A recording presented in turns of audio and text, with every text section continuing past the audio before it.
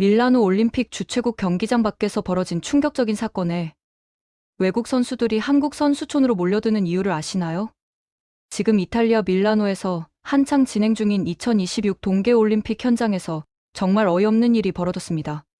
세계 최고의 스포츠 축제라는 올림픽에서 말이죠. 이스라엘 봅슬레이 대표팀 숙소에 도둑이 들어서 여권이랑 수천 달러 상당의 금품을 몽땅 털어갔다는 겁니다. 파일럿인 AJ 에델만 선수가 직접 SNS에 올린 글을 보면 정말 기가 막히거든요. 4년을 준비해서 온 올림픽 무대에서 선수들이 경기 걱정도 모자라서 도난 걱정까지 해야 한다니. 이게 말이 되나요? 이건 단순히 운이 나빴던 해프닝이 아니라 주최국의 기본적인 보안 시스템조차 제대로 작동하지 않는다는 적나라한 증거입니다. 올림픽위원회가 그토록 강조하는 선수 안전과 최적의 경기 환경은 대체 어디로 간 걸까요? 선수들이 숙소 문 잠그고 자는 것조차 불안해하는 상황에서 과연 100% 경기에만 집중할 수 있을까요? 절대 불가능하죠. 그런데 이렇게 혼란스럽고 막장인 상황 속에서 오히려 전 세계 선수들의 부러움과 질투를 한 몸에 받으며 완전히 화제의 중심이 된 곳이 있습니다. 바로 대한민국 선수촌이에요. 지금 밀라노 올림픽 현장에서 한국 선수촌은 그냥 숙소가 아니라 이동형 국가대표 훈련센터라는 극찬을 받고 있거든요. 외국 선수들 사이에서는 한국 선수랑 친해지면 그 라운지에 초대받을 수 있다는 소문이 파다하게 퍼지고 있을 정도입니다. 대체 여기서 무슨 일이 벌어지고 있길래 이렇게까지 난리인 걸까요? 결론부터 말씀드리면 한국의 선수 지원 시스템은 이미 다른 나라들이 절대 따라잡을 수 없는 경지에 올라 있다는 겁니다. 우선 한국 선수촌의 설계 철학 자체가 완전히 다릅니다. 다른 나라들은 그냥 잠만 잘 수 있으면 되지 뭐 수준으로 접근하는데 우리는 선수들의 수면 효율성부터 시작해서 동선 최적화, 심리적 안정감까지 전부 고려해서 공간을 설계했거든요. 숙소 내부 조명 색온도는 수면, 호르몬인 멜라토닌 분비를 촉진하는 파장대로 맞춰져 있고요. 침대 매트리스도 선수들의 체형과 부상 부위를 고려해서 커스터마이징이 가능합니다. 이게 뭐 대수냐고 생각하실 수도 있는데 수면의 질이 다음날 경기력에 미치는 영향은 과학적으로 입증된 사실이에요.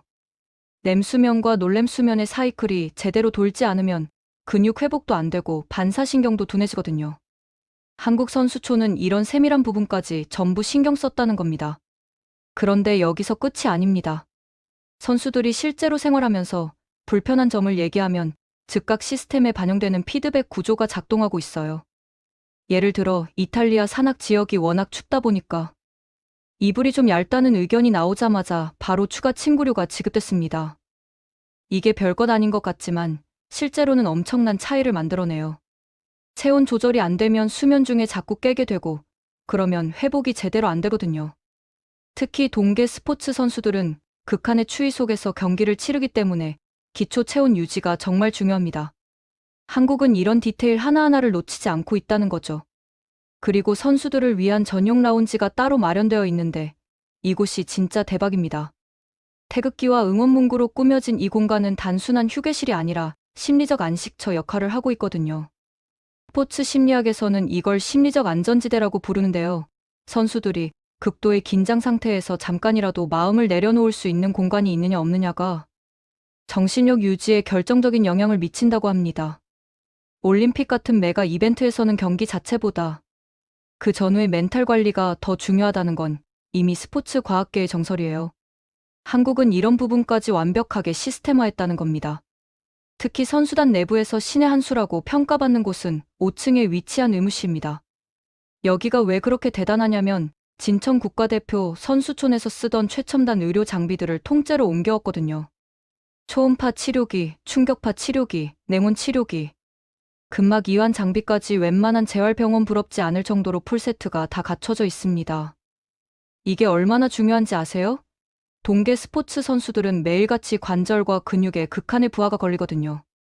특히 점프 선수들은 착지할 때마다 무릎에 체중의 몇 배에 달하는 충격이 가해지고 피겨 스케이팅 선수들은 점프 착지 시 발목에 엄청난 스트레스가 쌓입니다. 이런 미세 손상들이 누적되면 큰 부상으로 이어지는데 그걸 사전에 막는 게 바로 이런 물리치료 장비들이에요.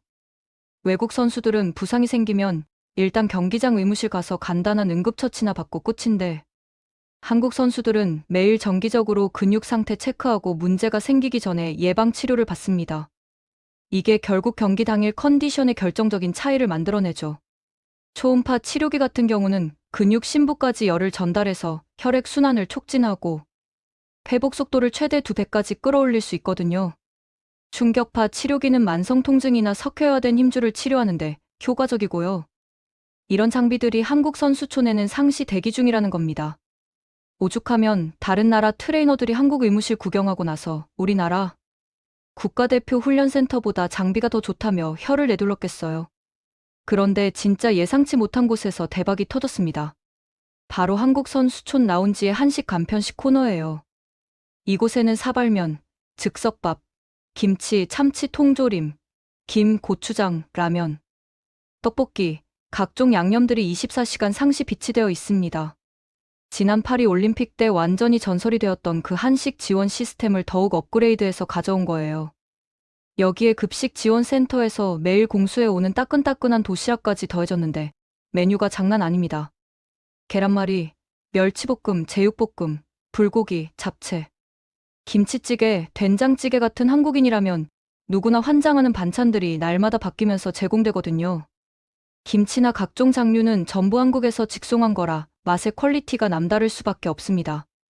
이 소문이 퍼지자 처음에는 한국 선수들 사이에서만 우리 라운지 짱이다라는 자랑이 나돌았는데 점점 외국 선수들 귀에까지 들어가기 시작했어요. 한국 선수랑 친한 미국 스노보드 선수가 처음으로 라운지에 초대받아서 사발면을 먹어봤는데 그 반응이 가관이었습니다. 오 마이 갓, 이게 진짜 5분 만에 만들어지는 거야? 우리는 식당 시간 놓치면 자판기 과자로 때워야 하는데 이건 완전히 다른 세상이다라면서 완전히 충격에 빠졌거든요.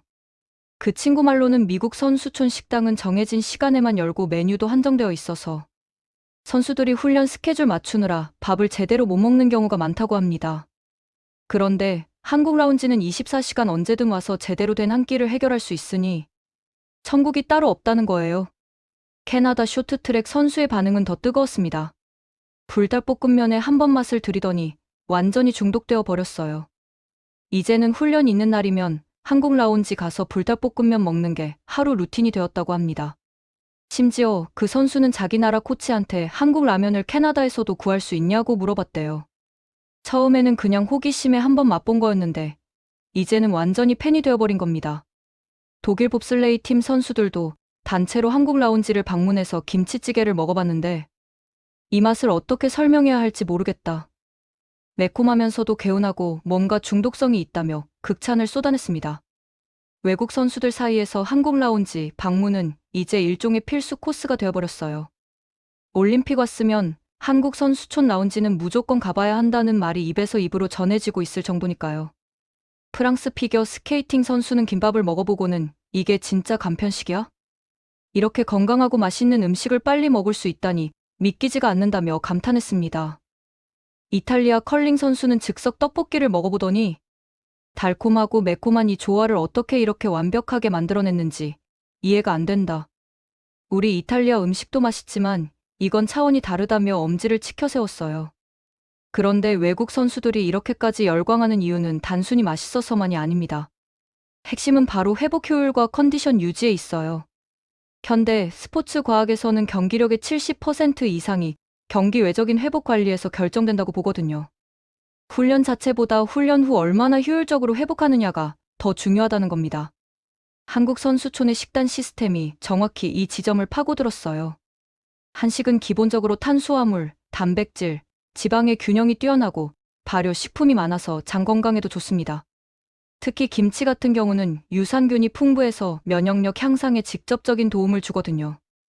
올림픽 기간에는 선수들의 면역력이 떨어지기 쉬운데 그 이유가 극도의 스트레스와 육체적 피로 때문입니다. 이때 장 건강이 무너지면 소화 흡수율이 떨어지고 필요한 영양소를 제대로 공급받지 못하게 돼요. 한식의 발효 식품들은 이런 문제를 근본적으로 예방해줍니다. 된장찌개나 김치찌개 같은 국물 요리는 수분과 전해질을 동시에 보충해주니까 탈수 예방에도 효과적이고요. 극한의 추위 속에서 경기하는 동계 스포츠 선수들에게는 따뜻한 국물 요리가 체온 유지에도 큰 도움이 됩니다. 불고기나 제육볶음 같은 단백질 요리는 근육 회복에 필수적인 아미노산을 공급해주고요. 잡채나 각종 나물 반찬은 비타민과 미네랄을 보충해줍니다. 계란말이는 완전 단백질 식품으로 소화 흡수율도 높아서 경기 전 식사로 최적이에요. 이렇게 영양학적으로 완벽하게 설계된 식단을 매일 다양하게 먹을 수 있다는 게 한국 선수들의 엄청난 강점입니다. 반면 다른 나라 선수들은 뭘 먹고 있을까요? 대부분 파스타나 샌드위치, 피자 같은 서양식 단조로운 메뉴를 2주 내내 반복해서 먹고 있어요. 독일 봅슬레이 선수가 했던 말이 정말 인상적이었거든요. 우리는 2주 동안 똑같은 파스타만 먹고 있는데 한국 선수들은 매일 다른 반찬을 먹는 걸 보면 정말 부럽다. 이게 결국 컨디션 관리의 차이를 만드는 것 같다고 했습니다. 실제로 영양학적 다양성은 장내 미생물 생태계의 건강성과 직결되어 있어요. 같은 음식만 계속 먹으면 특정 영양소는 과잉 섭취되고 다른 영양소는 결핍되기 쉽거든요. 한식의 반상 문화는 한 끼에 여러 가지 반찬을 골고루 먹게 되어 있어서 자연스럽게 영양 균형이 맞춰집니다. 또한 한식은 소화에 부담이 적다는 게 큰 장점이에요. 서양 음식은 지방 함량이 높고 무거운 경우가 많아서 경기 직전에 먹으면 소화 부담 때문에 컨디션에 악영향을 줄 수 있거든요. 반면 한식은 찌거나 삶거나 볶는 조리법이 많아서 상대적으로 가볍고 소화가 잘 됩니다. 경기 2~3시간 전에 먹어도 부담이 없다는 거죠. 유럽이나 북미 선수들 사이에서는 한국 음식을 먹으면 다음날 몸이 훨씬 가볍고 회복이 빠르다는 경험담이 계속 퍼지고 있습니다. 이게 다 과학적 근거가 있는 얘기예요. 특히 라면 같은 경우는 외국인들한테 정말 신세계였던 것 같아요. 단 5분 만에 뜨끈한 한 끼가 완성된다는 게 그들에게는 마법처럼 느껴졌거든요. 훈련 끝나고 지쳐서 돌아왔는데 식당은 이미 문 닫았고 배는 고프고 이럴 때 라면만큼 완벽한 솔루션이 없습니다. 탄수화물로 에너지를 즉각 보충해주고 뜨거운 국물로 체온을 올려주고 간단한 조리로 시간도 절약되니까요. 외국 선수들이 한국 라면에 중독되는 이유는 단순히 맛 때문만이 아니라 이런 실용성과 편의성 때문이기도 합니다. 김밥도 마찬가지예요. 밥, 야채, 단백질이 한 번에 들어가 있어서 영양학적으로 완벽한 한 끼인데 먹기도 편하고 들고 다니기도 좋잖아요. 외국 선수들은 샌드위치밖에 몰랐는데 김밥을 먹어보고는 이게 진짜 혁명적인 음식이다라며 감탄했습니다. 빵보다 쌀이 소화도 잘 되고 포만감도 오래 가거든요. 게다가 한국에서 가져온 참기름과 김의 고소한 맛은 그들이 평생 경험해보지 못한 풍미였어요. 떡볶이는 또 어떻고요? 쫄깃한 떡의 식감과 달콤, 매콤한 양념에 좋아하는 외국인들에게 완전히 새로운 맛의 차원이었습니다. 이탈리아 선수가 우리도 파스타로 유명한 나라인데 떡이라는 식재료를 이렇게 활용할 생각은 못 해봤다며 놀라워했어요. 떡은 쌀로 만든 거라 밀가루 파스타보다 혈당 지수가 낮고 소화 흡수가 더 완만하게 이루어집니다. 경기 전 에너지원으로도 훨씬 효율적이라는 거죠. 그리고 이런 한국 음식을 먹는 공간 자체가 주는 심리적 효과도 무시할 수 없습니다. 올림픽이라는 극도의 긴장감 속에서 편안한 공간과 익숙한 음식은 선수들의 멘탈 관리에 엄청난 도움을 주거든요. 스포츠 심리학에서는 이걸 안정감 확보를 통한 수행 불안 감소라고 표현합니다. 낯선 환경에서 오는 스트레스를 최소화하는 게 경기력 향상의 핵심이라는 거예요. 한국 선수들은 라운지에 오면 태극기도 보이고 한글 응원 문구도 보이고 한국 음식 냄새도 나니까 마치 집에 온 것 같은 안정감을 느낍니다. 외국 선수들도 한국 라운지의 이런 분위기를 좋아해요. 한국 선수들이 얼마나 서로를 배려하고 응원하는지 느껴진다. 이 공간에 있으면 우리도 환영받는 느낌이다라는 말을 하더라고요. 실제로 한국 선수들은 외국 선수들이 오면 친절하게 라면 끓이는 법도 알려주고 어떤 반찬이 맛있는지도 추천해줍니다. 이런 따뜻한 분위기가 선수들 간의 우정도 만들어내고 있어요. 국적을 넘어선 스포츠맨십의 진수를 보여주는 거죠. 그런데 사실 이런 한국의 독보적인 시스템은 결코 하루아침에 만들어진 게 아닙니다. 멀리는 평창 동계올림픽 때부터 국가적 역량을 총동원해서 쌓아온 노하우가 응집된 결과물이에요. 평창 올림픽 당시에도 국제 스포츠 관계자들 사이에서 한국은 선수 관리의 개념 자체가 다른 나라들과 차원이 다르다는 평가가 잦아했거든요. 단순한 급식 지원을 넘어서 선수 개개인의 식습관과 심리 상태, 부상 이력까지 전부 데이터베이스화해서 맞춤형 케어를 제공했던 시스템은 당시로서는 정말 혁신적이었습니다. 평창 이후 한국은 이 시스템을 더욱 발전시켰어요. 이천 선수촌과 진천 선수촌에서 지속적으로 선수 지원 프로그램을 업그레이드했고요. 각종 국제 대회에 참가할 때마다 현장에서 직접 피드백을 받아서 시스템을 개선해 나갔습니다. 특히 2024년 파리 올림픽은 정말 큰 전환점이었어요. 당시 한국 선수촌의 한식 지원 시스템이 전 세계적으로 화제가 되면서 K푸드 열풍과 맞물려 폭발적인 관심을 받았거든요. 파리 올림픽 때 외국 선수들이 한국 라운지에 몰려들어서 라면 먹는 영상이 소셜미디어에 퍼지면서 한국 음식은 단순한 문화를 넘어서 퍼포먼스 푸드라는 인식이 전 세계에 각인됐습니다. 운동 효율을 높여주는 기능성 음식이라는 거죠. 실제로 파리 올림픽 이후 유럽의 여러 스포츠 영양학 연구소에서 한식의 영양학적 우수성을 분석한 논문들이 쏟아져 나왔어요. 발효식품의 장 건강 증진 효과, 균형 잡힌 영양 구성, 소화 부담 최소화 같은 장점들이 과학적으로 입증된 겁니다. 지금 밀라노 올림픽은 그동안 축적된 모든 경험과 과학적 시스템이 정점에 달한 현장이라고 볼 수 있습니다. 평창에서 시작된 혁신이 파리를 거쳐 밀라노에서 완성형으로 진화했다고 할 수 있죠. 오죽하면 국제올림픽위원회 관계자가 한국 선수촌을 직접 시찰하고 나서 이런 말을 했겠어요. 한국의 시스템은 단순한 지원을 넘어선다. 선수 개개인의 컨디션과 기후, 심리까지 고려한 이 종합 케어 시스템이야말로 올림픽 지원 체계가 나아가야 할 미래다라고요. 이게 립서비스가 아니라 진심에서 우러나온 찬사였다는 게 중요합니다. 현지 언론인 코리에르 델라 세라도 한국 선수촌을 집중 조명하면서 정말 멋진 표현을 썼어요. 올림픽 빌리지 안에 있는 또 다른 올림픽이라고요. 선수들이 최고의 기량을 발휘할 수 있도록 24시간 빈틈없이 지원하는 라운지, 한국에서 통째로 공수한 최첨단 의무실, 그리고 선수 한 명 한 명의 컨디션을 실시간으로 모니터링하는 시스템까지 전부 갖춰져 있으니 실제로 선수촌 안에 또 하나의 작은 올림픽 생태계가 만들어진 셈이죠. 이탈리아 언론이 이렇게까지 극찬하는 게 사실 좀 아이러니하기도 해요.